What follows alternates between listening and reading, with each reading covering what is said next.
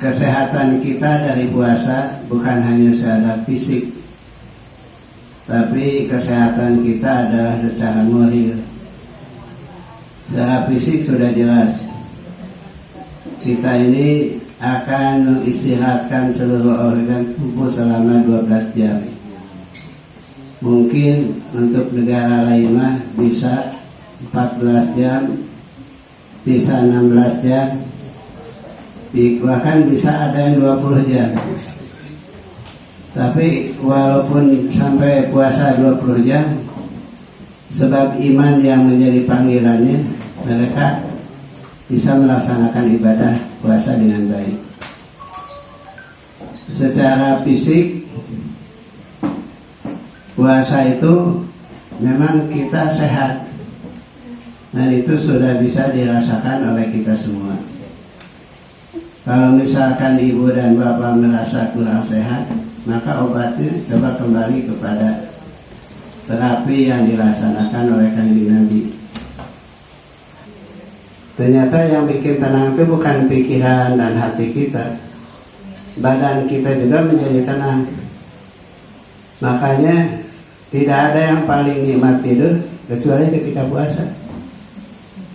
Begitu tidur jam 12, bangun-bangun setengah 5, karena puasa itu menjadi enak tidur.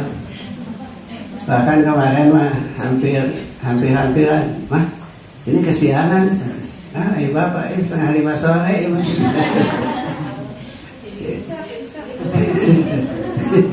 Imsak. 5 sore asar itu karena saking nyenyaknya tidur gitu. Malah ada di Cenonuk mah, kalau sudah makan maghrib itu langsung kenyang, ngantuk, tidur gitu.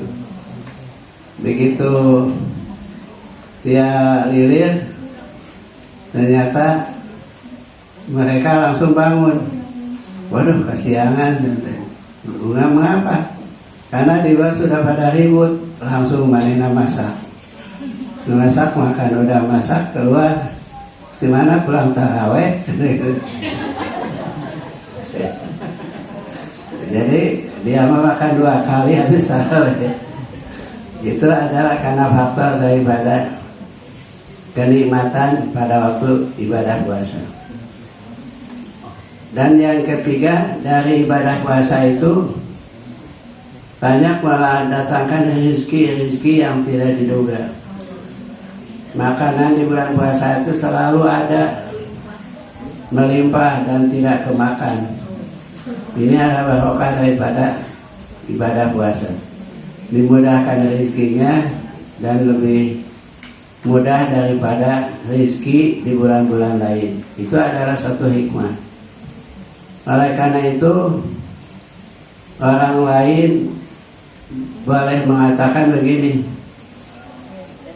andaikan Allah mentakdirkan ingin kalau bulan puasa itu adalah sepanjang hayat gitu, karena merasakan nikmatnya di bulan puasa. Dan alhamdulillah tarawih 23 rakaat tidak terasa. Kita bisa menyelesaikan tarawih 1 bulan itu, tidak pernah kosong tarawih. Dan dengan tarawih itu malah badan kita jadi sehat. Kenapa? Karena tarawih itu selain daripada ruku sujud, jadi olahraga juga. Itu rukunya lama, sujudnya lama, jadi sehat badan kita. Dan oleh karena itu, di bulan puasa itu semakin khusyuknya ibadah kita. Ngaji Quran, yang biasanya ngaji Quran itu sedikit, kalau di bulan puasa paling sedikit bisa ngaji Quran 1 hari 1 juz.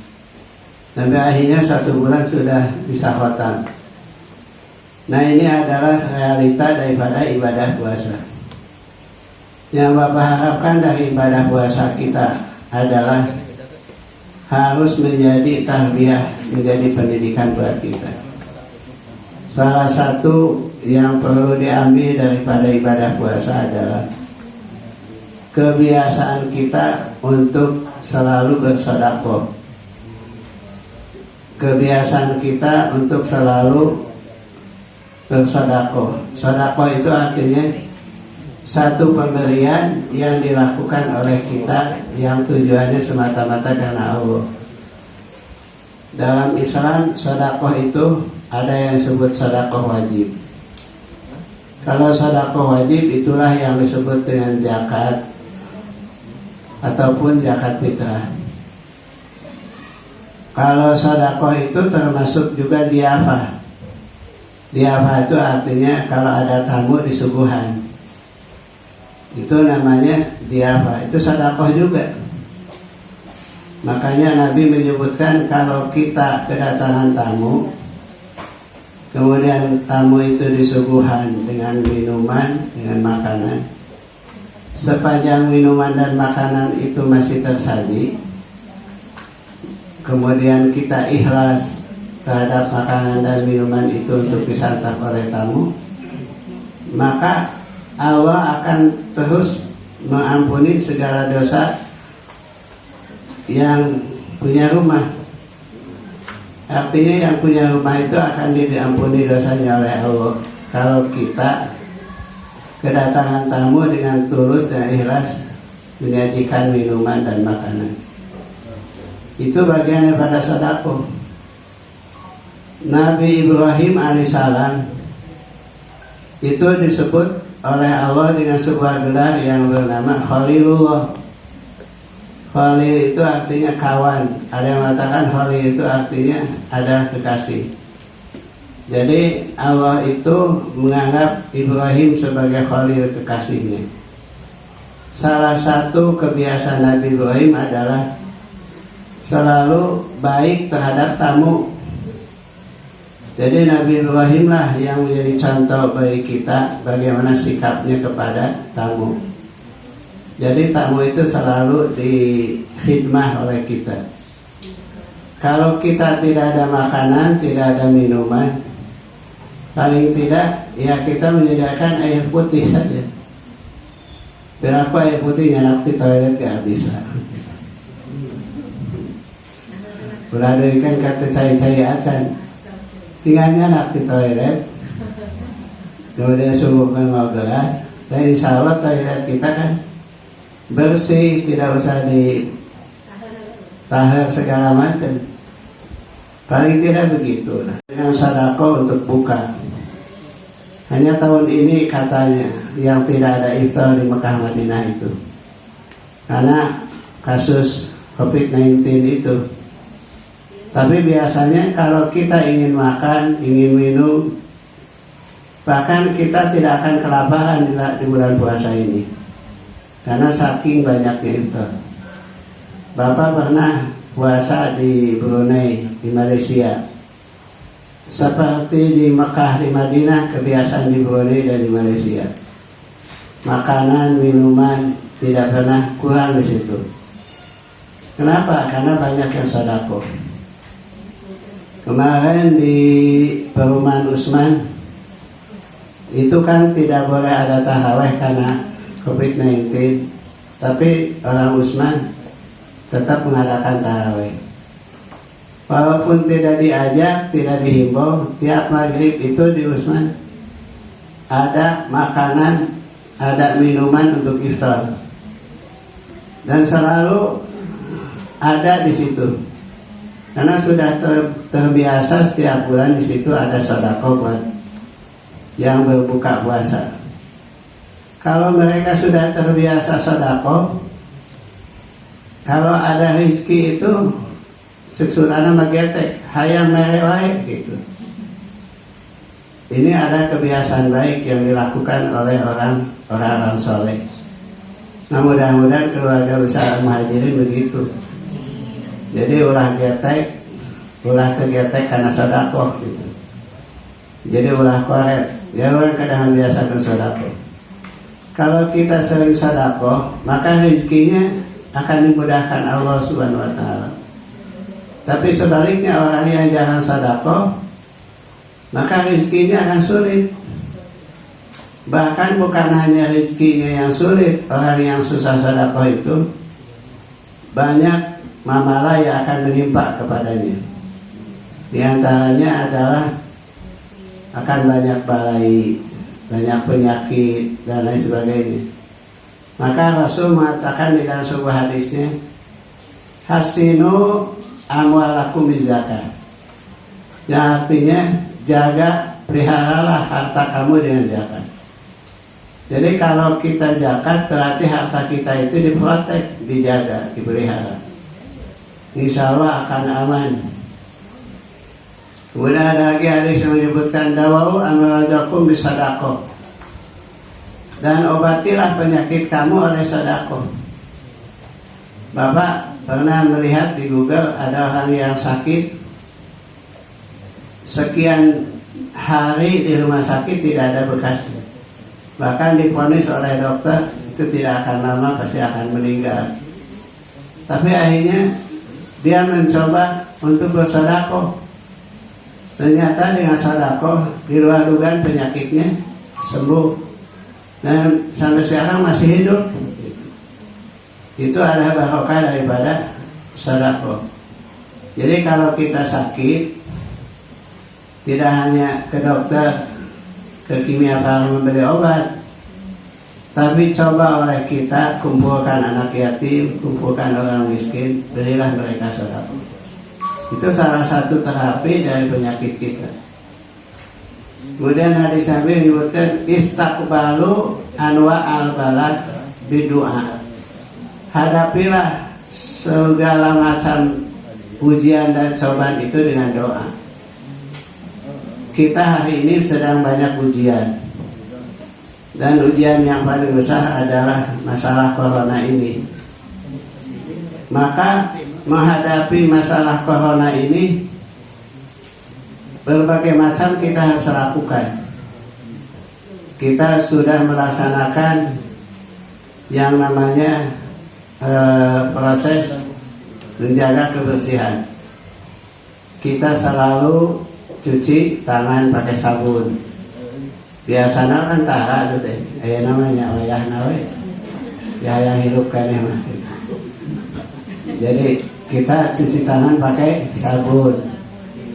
Yang kedua, kalau keluar bertemu dengan banyak orang pakai masker gitu.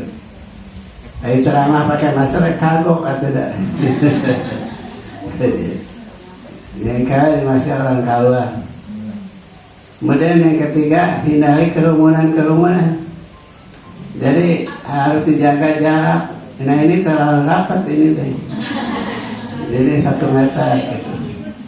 Nanti di rumah juga suami istri kalau tidur ke 1 meter gitu. Jadi jaga jarak. Kemudian yang keempat, kita harus selalu jaga kesehatan kita, baik makanan, minuman, olahraga dan lain sebagainya.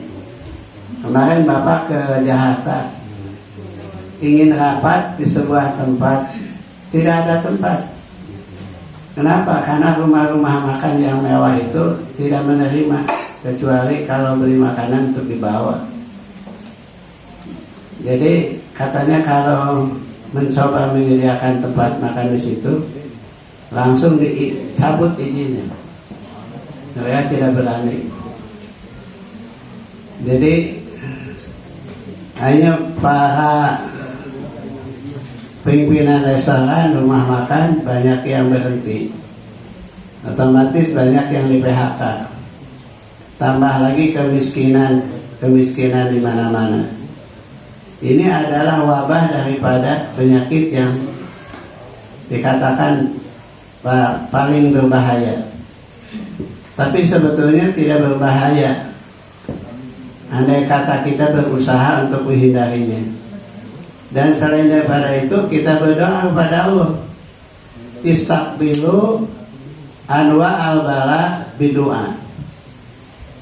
Hadapilah berbagai macam ujian cobaan ini dengan doa.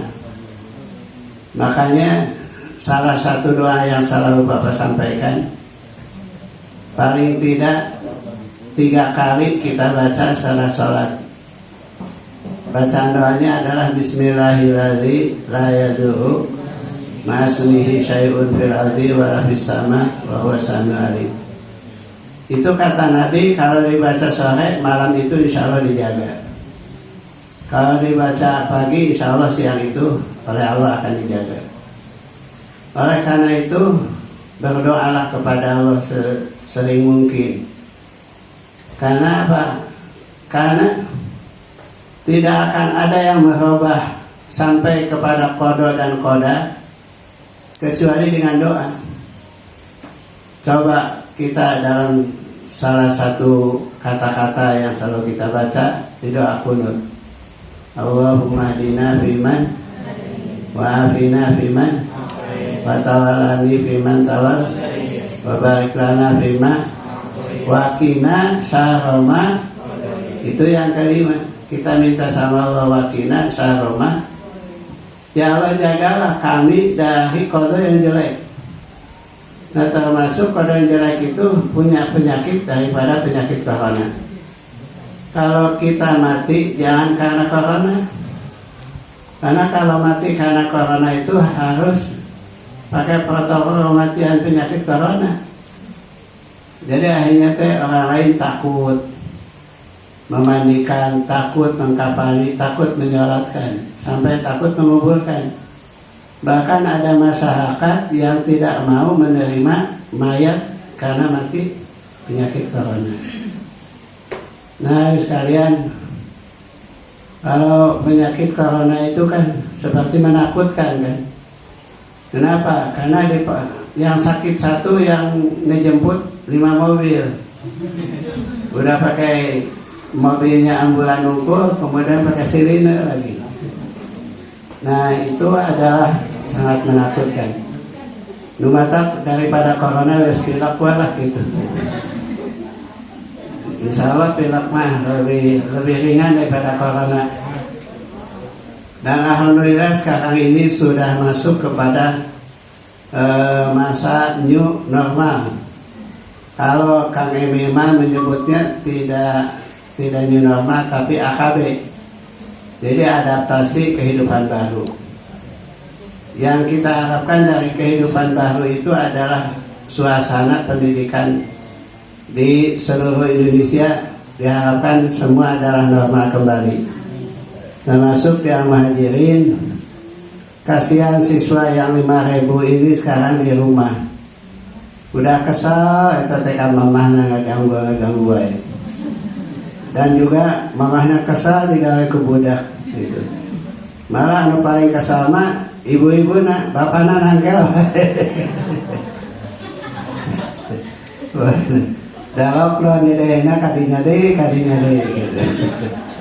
Maka dina berita di Tasikmalaya sekarang ini ada 3.500 ibu-ibu baru jadi hamil lagi katanya. Itu gara-gara lockdown. Nah oleh karena itu mudah-mudahan segera kita kembali normal. Kita berdoa sama Allah gitu kan. Kemudian selanjutnya dari hikmah bulan puasa ini, ya Bapak harapkan artinya kita selalu rajin sedekah. Sedekah itu tidak mesti dengan ilmu, tidak mesti dengan harta maksudnya. Kata Nabi, man kana lahu malun fayatasaddaq bimalihi. Kalau kita memang punya uang, sedekahlah dengan harta. Man kana lahu quwwatun, siapa yang punya tenaga, fayatasaddaq bi quwwati. Sedekahlah kamu dengan tenaganya. Waman kana ilmun, siapa yang punya ilmu, fayatasaddaq bi ilmihi. Sedekahlah dengan ilmu. Syukur kalau semuanya ada, harta ada, tenaga ada, ilmu ada. Tapi kalau semua yang tidak ada gimana? Berdoa sama Allah. Itu sedekah juga. Mendoakan kepada orang yang sedang sulit supaya diberikan kemudahan. Itu kan sedekah juga. Mudah-mudahan kita mah harta ongkoh, tenaga ongkoh, ilmu ongkoh, doa ongkoh, sehingga sedekah kita lengkap. Ima bil mal, ima bil kuah, ima bil ilmi, ima bil doa. Kita sedekahnya dengan harta, dengan tenaga, dengan ilmu, dengan doa. berdoalah kepada Allah. Tapi doa yang paling baik dan akan mudah dijabah Allah adalah doa yang tidak untuk diri sendiri, tapi berdoalah untuk orang banyak.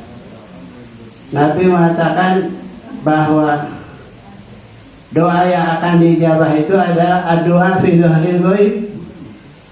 Artinya mendoakan orang yang didoakannya tidak tahu. Jadi kalau kita ingin doanya dijabah, jangan suka bilang-bilang, udah didoakan Bu Abi di Mekah, ulah dongeng itu teh. Udah aja pokoknya yakin sama Allah gitu aja. Ulah kia udah didoakan kamari ada duitnya.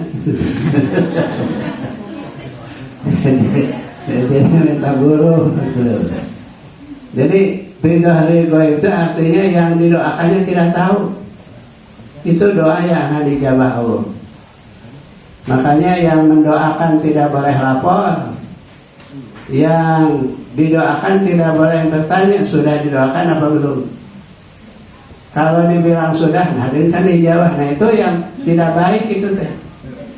Satu kata yang tidak baik yang berkata seperti itu. Sudah didoakan tapi mana gini hasilnya? Nah ini tidak baik. Makanya udah yang didoakan gak usah menanyakan, yang mendoakan gak usah lapor. Itu namanya doa fi dzahiril ghaib. Kemudian salah satu doa yang akan dijabah adalah doanya orang yang sedang puasa.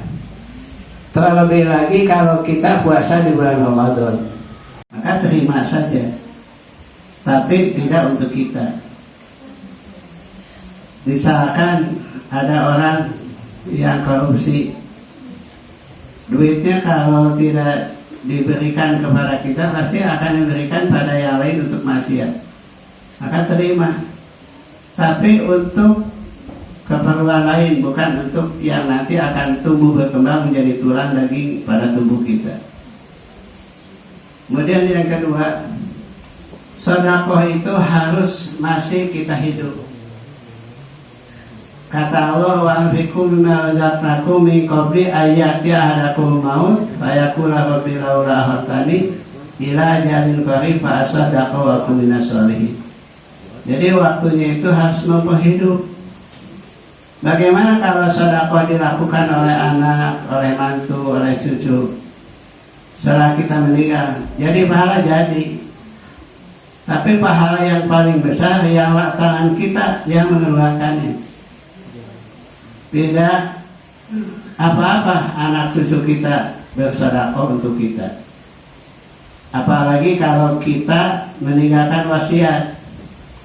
Kalau misalkan bapak meninggal, ini harta teh berikan kasih anu, itu ada wasiat namanya. Cepatkan untuk keluar ya Allah dari musibah wahana yang menimpa kepada kami berupa virus corona ini ya Allah. Ya Allah ya Rabbana zalamna anfusana wa illam taghfir lana wa tarhamna lanakunanna minal khasirin. Betapa kami telah berbuat zalim pada diri kami ya Allah. Andai kata Engkau tidak berikan ampunan dan rahmat kepada kami, betapa rugi hidup kami ya Allah. Ya Allah, hasilkan segala cita-cita kami, mudahkan urusan kami ya Allah. Dan andai kata kami ya Allah ingin dan bercita-cita untuk melaksanakan haji dan umroh, mudahkanlah ya Allah agar kami bisa ke tanah suci ya Allah. Rabbana atina fid dunya hasanah wa fil akhirati hasanah wa qina adzabannar. Wa sallallahu ala sayyidina Muhammadin wa ala alihi wa sahbihi ajmain. Subhana rabbika rabbil izzati amma yasifun wa salamun alal mursalin. Walhamdulillahi rabbil alamin. Al-Fatihah. A'udzubillahi minasyaitonir rajim. Bismillahirrahmanirrahim. Alhamdulillahi rabbil alamin arrahmanir rahim maliki yaumiddin. Iyyaka na'budu wa iyyaka nasta'in ihdinas siratal mustaqim siratal ladzina an'amta 'alaihim ghairil maghdubi 'alaihim waladdallin. Assalamualaikum warahmatullahi wabarakatuh.